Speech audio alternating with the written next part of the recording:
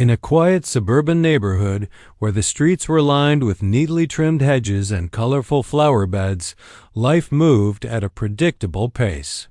The kind of place where everyone knew each other, at least by face, and the biggest drama usually revolved around whose dog had dug up the communal garden or whether someone's car was parked too close to the sidewalk. It was the kind of neighborhood that prided itself on its rules, enforced by the ever-watchful Homeowners Association, HOA. And if there was one person who took those rules more seriously than anyone else, it was her. You know the type. Always lurking behind half-drawn curtains, binoculars in hand, ready to pounce on any infraction. She wasn't hard to spot. Her hair was always perfectly coiffed, her outfits matching the season down to the last detail, and her phone was practically glued to her ear. Let's just call her the Watcher for now. To her, the HOA guidelines weren't mere suggestions. They were sacred commandments. If you dared to paint your front door a shade darker than approved, she'd have a strongly worded email drafted before the paint even dried. On this particular Saturday morning, though, something unusual caught the Watcher's attention. From her bay window, she spotted a woman walking her dog down the cul-de-sac. Nothing strange about that, right? People walk their dogs all the time. But as the woman passed under the soft glow of the street lamp, the Watcher noticed something that made her blood boil. A holster strapped to her hip, clearly visible beneath her open HOODIE.now. Let's pause here for a moment. This wasn't some random stranger wandering through the neighborhood. This was someone who lived just a few houses away. A friendly enough face, though not particularly chatty. The kind of person you might nod at during block parties, but wouldn't think twice about otherwise. What the Watcher didn't realize, and what no one else in the neighborhood seemed to know either, was that this woman had served her country for years, wearing a uniform most people only saw in movies. After leaving active duty, she joined the local police force, rising through the ranks to become a detective. For her, carrying a firearm wasn't just a habit. It was second nature, a responsibility she carried with pride. But none of that mattered. To the Watcher, all she saw was a potential threat, a gun-wielding lunatic, as she later described it. Without wasting a second, she whipped out her phone and dialed 911. Her voice trembled with urgency as she spoke to the dispatcher. "There's a woman walking around armed in our neighborhood," she exclaimed, her tone dripping with indignation. "She could be dangerous. You need to send someone right away." Meanwhile, completely unaware of the chaos brewing behind closed doors, the woman continued her peaceful stroll. She had no idea that within minutes, her quiet morning would turn into anything but ordinary. Her loyal companion trotted happily beside her, stopping occasionally to sniff a tree or chase a butterfly. She enjoyed these moments, the simplicity of fresh air, the rhythmic crunch of gravel beneath her sneakers, the way the sunlight filtered through the canopy of trees overhead. Life felt good, uncomplicated. Back at the Watcher's house, however, things were far from calm. As she paced back and forth in her living room, clutching her phone like a lifeline, she couldn't help but feel a sense of satisfaction. Finally, she thought, someone is going to do something about this reckless behavior.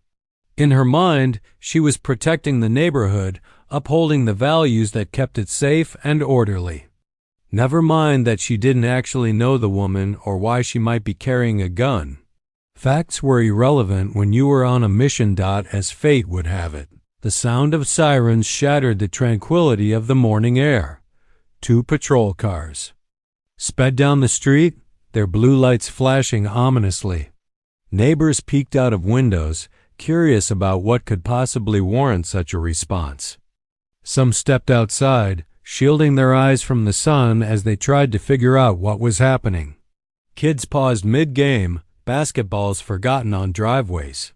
Even the birds seemed to stop chirping for a moment. And then, as the officers approached the unsuspecting woman, everything changed. What started as a routine walk turned into a scene straight out of a Hollywood movie, but with a twist nobody saw coming. Little did the watcher or anyone else realize that the woman she accused of being a danger to the community was in fact one of its greatest protectors. This was just the beginning of a story that would leave the entire neighborhood talking and maybe even laughing for weeks to come.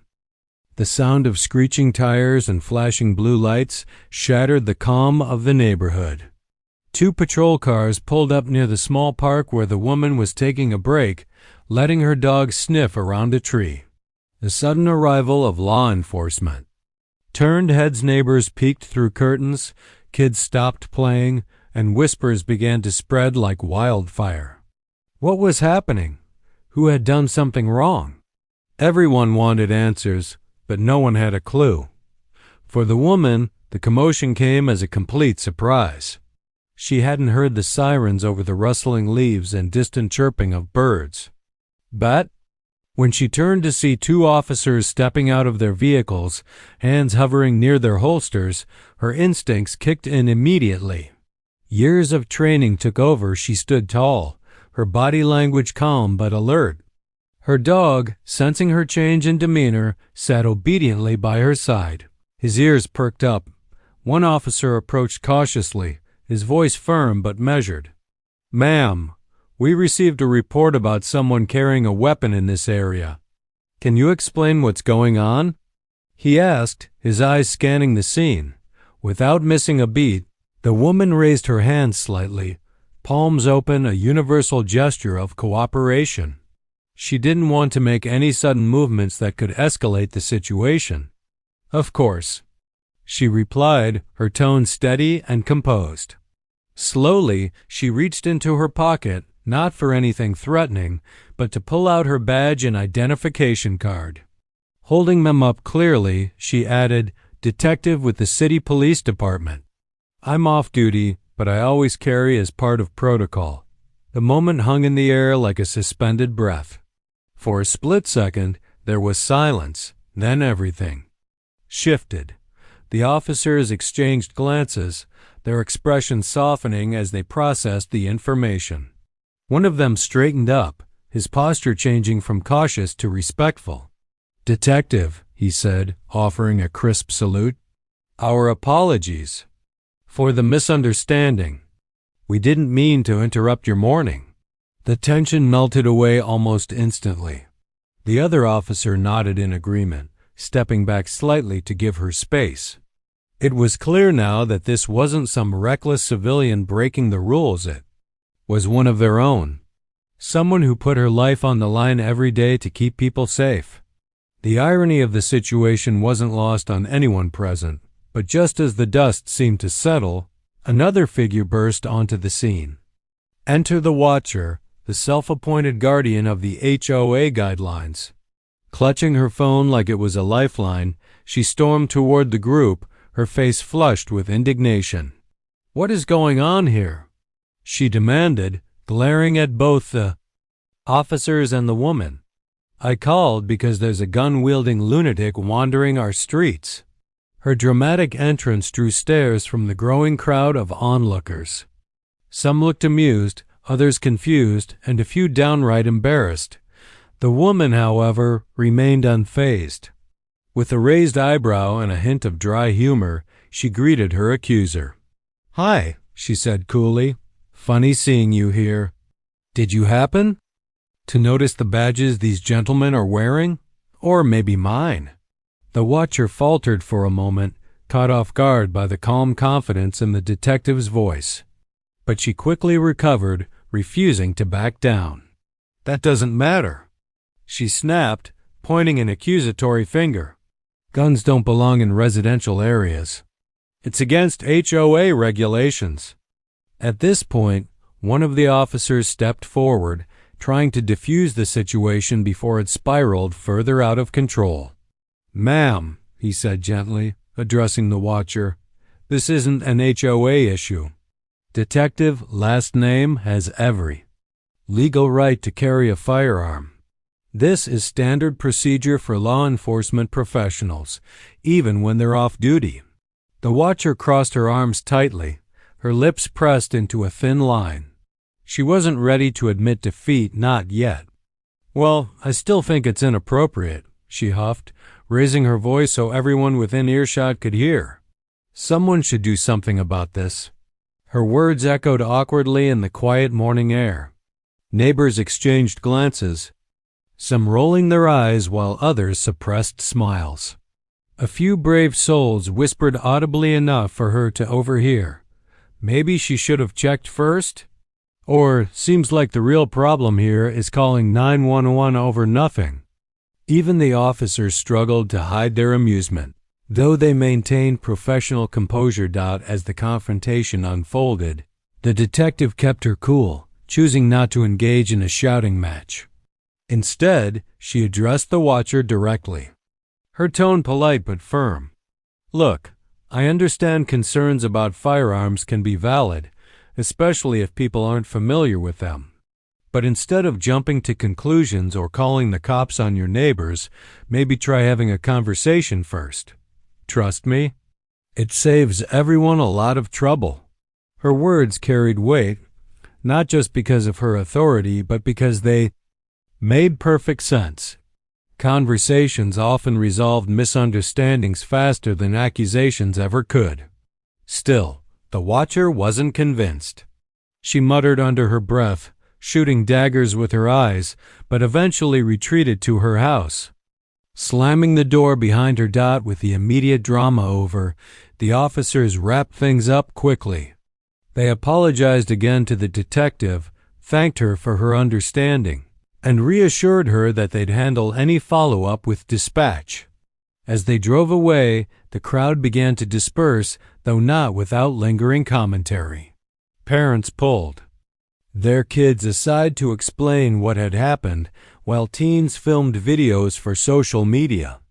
By lunchtime, screenshots of the detective's badge and memes poking fun at the watcher's overreaction were already circulating online. For the detective, the encounter was nothing more than a minor inconvenience, a blip in an otherwise peaceful morning.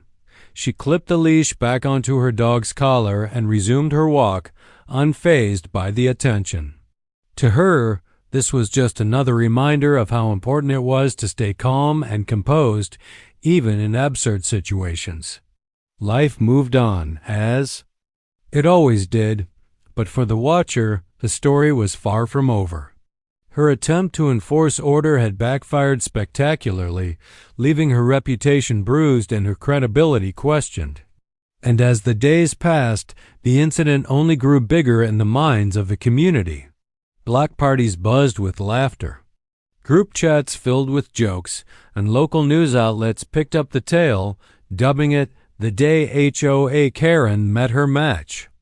Little did anyone realize that this was just the beginning of a lesson the entire neighborhood would soon learn one about: assumptions, respect, and the importance of knowing your facts before picking up the phone. By the time the sun began to dip below the horizon that evening, the story of what happened had spread like wildfire through the neighborhood. Social media groups buzzed with screenshots of the detective's badge, memes poking fun at the watchers, overreaction, and heartfelt messages thanking the woman for her service. Even the local news station picked up the story, dubbing it "the day HOA Karen met her match." It was the kind of tale that made people laugh, shake their heads, or nod in approval, all depending on which side of the fence they stood. But while the online chatter provided plenty of entertainment, the real drama was just beginning to unfold. Within the community itself, word had gotten around fast, and by Monday morning, tensions were high. The HOA called an emergency meeting to address the situation, sending out emails urging residents to attend. The subject line read, **, important, community discussion, firearms policy. **. The watcher, of course, was front and center literally and figuratively. She arrived early, clutching a stack of printed documents, her face set in a determined scowl. To her, this wasn't just about one incident. It was about setting a precedent. If she could push through stricter rules about firearms in residential areas, she'd feel vindicated. Sure, the whole thing had blown up in her face last weekend, but she was convinced that if she framed it the right way, she could still come out on top. When the meeting finally started, the room was packed. Neighbors who rarely showed up for these gatherings were now sitting shoulder to shoulder, eager to hear what would happen next. Some came out of curiosity, others out of support for the detective, and a few because they genuinely wanted to discuss safety concerns. But no matter their reasons, everyone knew this wasn't going to be your average HOA meeting.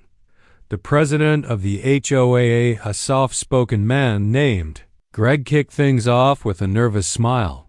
"Thank you all for coming," he said, adjusting his glasses. "We've called this meeting to talk about, well, the events of last Saturday.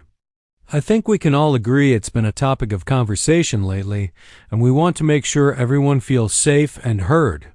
Before he could say another word, the watcher shot up from her seat, practically vibrating with energy. "Exactly," she exclaimed, pointing a finger toward the ceiling as if addressing a jury. "That's why we need stricter policies about firearms in our neighborhood. This isn't just about one person. It's about protecting our families and maintaining order." Her dramatic declaration earned mixed reactions. A few people nodded along, clearly agreeing with her sentiment, but many more exchanged skeptical glances, rolling their eyes or whispering under their breath. One older gentleman leaned over to his wife and muttered loud enough for those nearby to hear, "If protecting families is her goal, maybe she should start by not calling 911 on decorated veterans."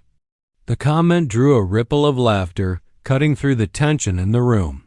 Embarrassed, the watcher pressed on, unfazed, or at least pretending to be. She flipped through her stack of papers, holding up charts and graphs that supposedly proved how dangerous firearms were in residential areas.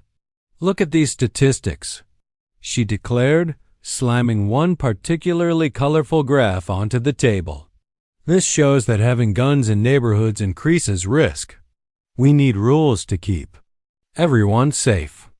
It was hard to tell whether anyone actually believed her argument or if they were simply humoring her at that point. Either way, the tide was already turning against her. As she continued her impassioned speech, several neighbors stood up to voice their opinions, and none of them were on her side. One young father spoke first, his tone calm but firm. "I get where you're coming from, I really do," he said, addressing the watcher directly. "But let's not forget who we're talking about here. This isn't some random stranger walking around with a gun. This is someone who has dedicated her life to keeping us safe. She's trained, licensed, and experienced. Honestly, I'd feel safer knowing she's prepared if something bad ever did happen." His words struck a chord with the crowd. Murmurs of agreement rippled through the room, and another neighbor chimed in. "Yeah, and besides," added a middle-aged woman with a no-nonsense demeanor, "we don't even know if she was openly carrying. From what I heard, her holster was barely visible." "You're making this sound like she was waving a weapon around, which couldn't be further from the truth." The watcher bristled, her cheeks flushing red. "That's not the point," she countered, raising her voice. "The point is that guns shouldn't be allowed in neighborhoods like ours. Period. End of story." But her argument fell flat. Another resident, a retired teacher, spoke up, her voice gentle but resolute. "With all due respect, banning firearms outright isn't realistic. There are laws in place for a reason, and responsible gun owners follow them. Instead of trying to impose new restrictions, maybe we should focus on fostering trust and understanding within the community. That seems like a better solution to me." As the discussion went on, it became clear that the watcher was fighting a losing battle. More and more people spoke up in defense of the detective, praising her professionalism and restraint during the chaotic encounter. They pointed out that her actions hadn't posed any threat, in fact, quite the opposite. She had handled everything with grace and patience, even when faced with accusations and hostility. Finally, the detective herself decided to weigh in.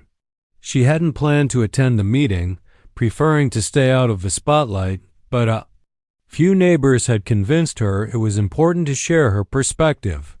When she stood up to speak, the room fell silent. Everyone leaned forward, hanging on her every word. "I understand that concerns about firearms are valid," she began, her voice steady and measured. "For a lot of people, guns are scary. And honestly, that fear makes sense if you don't have experience with them. But instead of jumping to conclusions or calling the police on your neighbors, maybe try starting a conversation first. Ask questions. Get to know each other. Trust me, it saves a lot of trouble." Her words resonated deeply with the audience. Heads nodded in agreement, and a few people even clapped softly. For many, this was a wake-up call, a reminder that assumptions can lead to unnecessary conflict, especially when facts are ignored. By the time she sat back down, the mood in the room had shifted completely. When the meeting adjourned an hour later, it was clear that nothing drastic would change. No new firearm policies were implemented, and the watcher left looking deflated, her stack of papers tucked under her arm. As neighbors filed out of the room, chatting animatedly about what had just happened, there was a palpable sense of relief and maybe even a little pride. The community had come together, not just to resolve a misunderstanding, but to reinforce the values that truly mattered: respect, communication, and common sense. And though the watcher might never admit it, the lesson wasn't lost on her either. Deep down, she must have realized that sometimes picking battles isn't worth the fight, especially when the person you're accusing might just outrank you. In the days following the infamous HOA meeting, life in the neighborhood began to settle back into its usual rhythm, but with a few noticeable changes. The story of what happened hadn't faded. Instead, it had taken on a life of its own, becoming the kind of tale that people brought up at dinner parties, coffee runs, and even soccer practice. For some, it was a source of amusement, a reminder not to jump to conclusions or overreact. For others, it was a lesson in humility and perspective. And for the detective at the center of it all, it became an opportunity to connect with her neighbors in ways she never expected. Word spread quickly about how calmly and professionally she'd handled the situation. People who had only known her as that quiet woman who walks her dog every morning now saw her in a different light. They realized she wasn't just a neighbor, she was someone who had served their country, someone who risked her life daily to protect others, and someone who carried herself with dignity even when provoked. That newfound respect translated into small but meaningful gestures. Neighbors started waving more warmly when they passed her on the street. Parents thanked her for setting such a strong example for their kids. Even strangers approached her at the grocery store to express gratitude for her service. For her husband, this shift was both surprising and heartwarming. He'd always admired his wife's resilience and dedication, but seeing the community rally around her gave him a renewed sense of pride. Together, they laughed about the absurdity of the whole situation. The idea that something as routine as taking a morning walk could spiral into a neighborhood-wide spectacle. Still, they agreed that the experience had brought them closer to the people around them. It reminded them that while they lived in a quiet suburban bubble, there were opportunities everywhere to build bridges and foster understanding. Meanwhile, the watcher found herself increasingly isolated. Her attempts to rally support for stricter firearm policies had failed spectacularly, leaving her without allies or backup. At first, she tried to brush off the criticism, insisting that she was only doing what was best for the neighborhood. But as the jokes and memes continued to circulate online and as fewer people returned, her calls or invited her to social events, her confidence began to waver. She still attended HOA meetings, though her contributions were met with eye rolls and sighs rather than applause. When she brought up old grievances, like whether mailbox colors should be standardized or whether holiday decorations violated noise ordinances, her fellow members barely paid attention. One evening, during a casual chat over wine, another board member pulled her aside and offered some blunt advice. "You're fighting battles no one else cares about," she said gently. "Maybe it's time to focus on things that actually matter." The comment stung, but deep down, the watcher knew it was true. She couldn't deny that her actions had backfired, not just publicly but personally. Her reputation, once untouchable, had taken a hit. Kids in the neighborhood nicknamed her 911 Karen, and parents used her name as a cautionary tale. "Don't be like her," they'd say half-jokingly. Slowly but surely, she retreated from the spotlight, spending more time indoors and less time policing her neighbors' choices. Whether she learned anything from the experience remained unclear, but at least the neighborhood felt a little quieter and a lot less tensed out as weeks turned into months. The incident became a part of local lore. Block parties buzzed with laughter as residents recounted the highlights: the flashing lights, the salute from the officers, the watcher's dramatic meltdown. Someone even made a T-shirt featuring a cartoon dog with the caption, "When you call the cops on your neighbor, and they outrank you."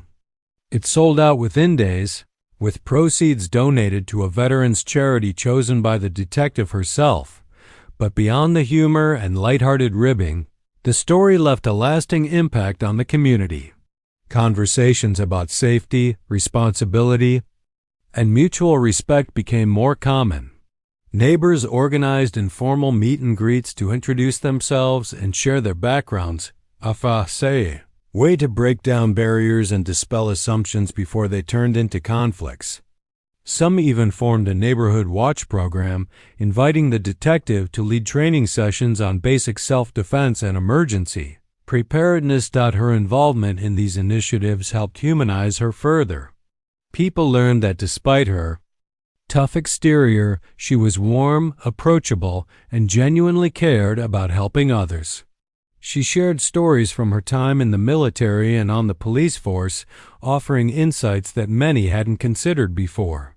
For instance, she explained why law enforcement officers often carry firearms even when off duty. It wasn't about intimidation but about readiness, ensuring they could step in if needed. These conversations demystified topics that might have seemed intimidating or controversial, replacing fear with knowledge and trust.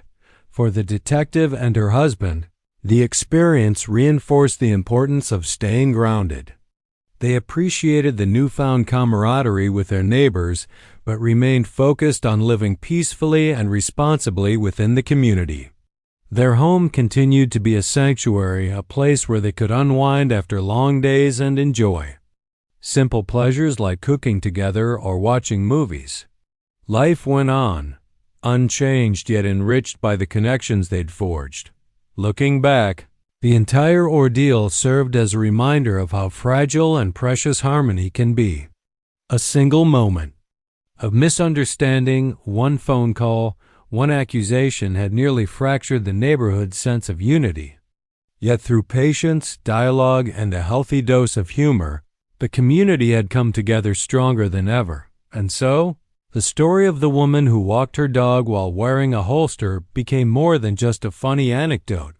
It became a testament to the power of perspective, the value of open communication, and the strength of a community willing to listen, learn, and grow. While the watcher may have intended to enforce order, she inadvertently sparked something far more important: deeper connection between neighbors who realize that sometimes the real threats aren't guns or rules, they're ignorance and fear. As the months rolled by, the neighborhood settled into a new rhythm, a rhythm shaped, in part, by the lessons learned from that unforgettable Saturday morning. The story of the detective and the watcher didn't fade away. Instead, it became one of those tales people told over holiday dinners or backyard barbecues. It was a reminder of how quickly misunderstandings could spiral out of control, and how important it was to approach conflicts with calmness and curiosity rather than judgment. For the detective and her husband, life returned to its usual quiet pace.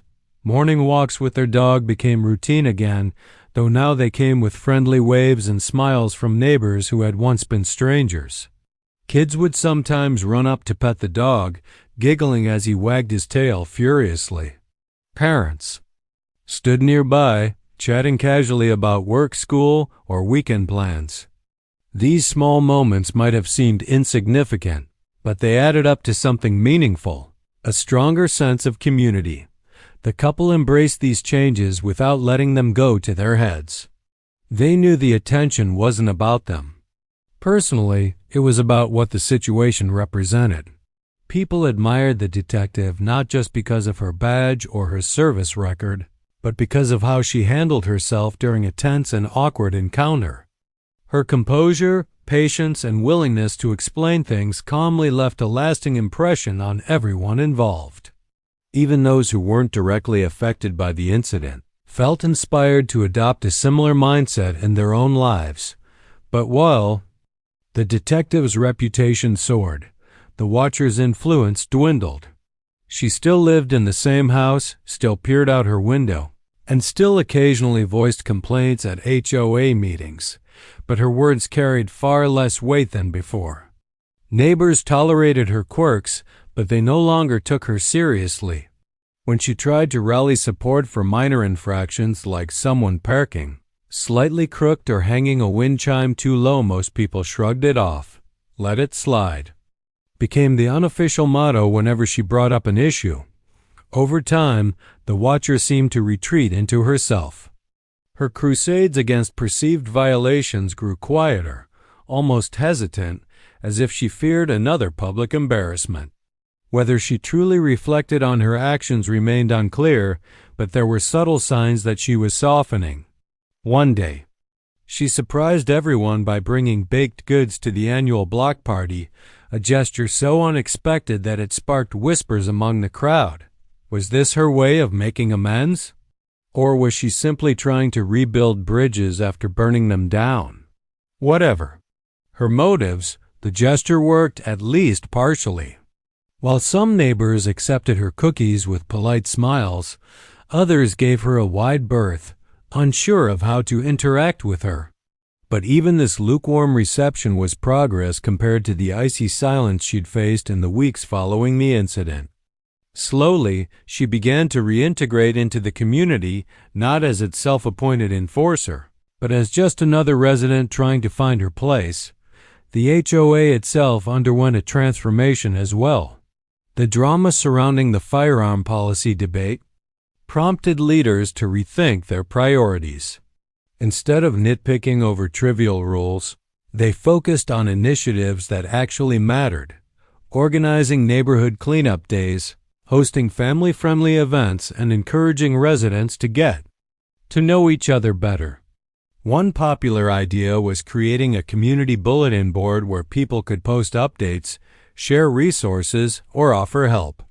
It became a hub of connection, fostering relationships that extended beyond surface-level pleasantries. Even the watcher found herself contributing in small ways. At first, her involvement was reluctantly limited to signing off on emails or attending meetings because she felt obligated. But as she saw others pitching in with genuine enthusiasm, she started to loosen up. During a spring planting event, she surprised everyone by showing up with gardening gloves and a trowel, working alongside neighbors to spruce up the communal flower beds. No one made a big deal out of it, but the fact that she participated spoke volumes about her gradual shift in attitude. For the detective, watching these changes unfold was both heartwarming and humbling. She never sought recognition or praise for what happened that Saturday morning. She simply did what came naturally to her, staying calm under pressure and treating others with respect. Yet seeing her actions inspire positive change in the community filled her with gratitude. It reminded her why she chose a career in law enforcement in the first place: to serve, protect, and build trust. Her husband often teased her about becoming a local celebrity, but deep down, he was proud of how gracefully she navigated the aftermath. He saw firsthand how much effort she put into maintaining normalcy despite the spotlight. She declined interview requests from local news outlets, politely deflecting questions with a simple, "I was just doing my job." And when neighbors thanked her for setting such a strong example, she brushed it off with a modest smile, saying, "Anyone would have done the same." The truth, however, was that not everyone would have reacted the way she did. Many people might have let anger or frustration take over, especially after being falsely accused of wrongdoing. But her ability to stay composed and turn a potentially explosive situation into a teachable moment set her apart. It wasn't just about her training or experience, it was about her character. Looking back, the entire ordeal served as a powerful lesson for everyone involved. For the detective, it reinforced the importance of patience and professionalism even in absurd situations. For the watcher, it highlighted the dangers of jumping to conclusions and the value of picking battles wisely. And for the rest of the neighborhood, it underscored the need for empathy, communication, and a willingness to see beyond assumptions. In the end, the story wasn't really about guns or HOA policies.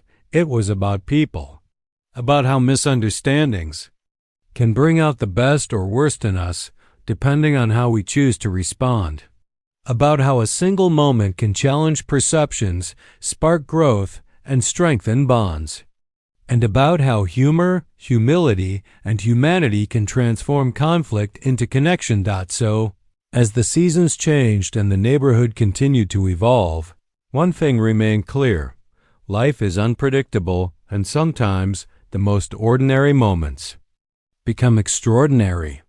All it takes is a little perspective and maybe a salute to remind us of what truly matters.